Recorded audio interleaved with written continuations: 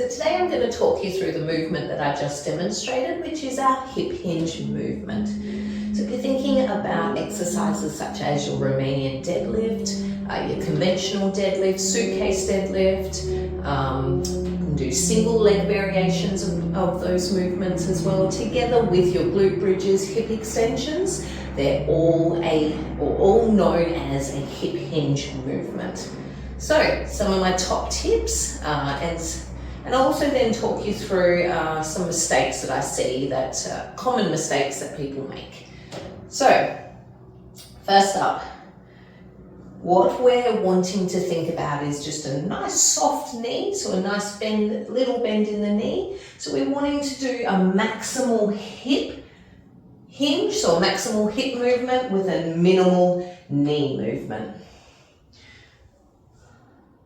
So we're sending our hip and our butt as far back as we can at the same time as our torso is coming forward.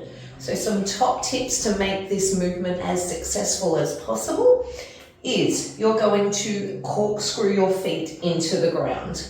Alrighty, so we're making and creating a strong foundation from the ground.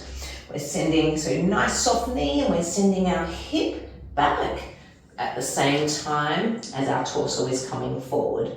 So let's lock in our lats. So we're pulling our shoulder blade to our back pocket. And then as we're coming up, we're thinking about then tucking under through our pelvis to engage the glute at the top. So if you have a set of dumbbells and we're working through our Romanian deadlift movement, this is what it's going to look like.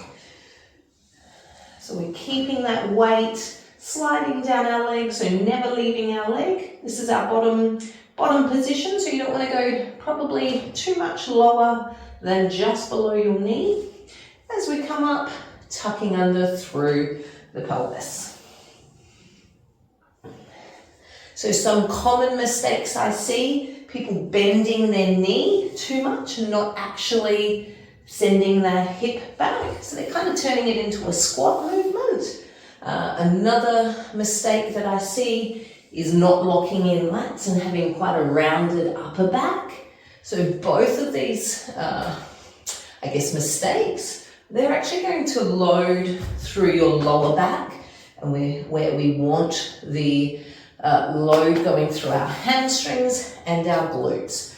So thinking about rolling shoulders back, keeping a nice, strong, straight, neutral spine as we move forward, and then tucking under hip or pelvis as we come back to our top position. Alrighty, hopefully these tips have helped you and they enhance your deadlift and your hip hinge.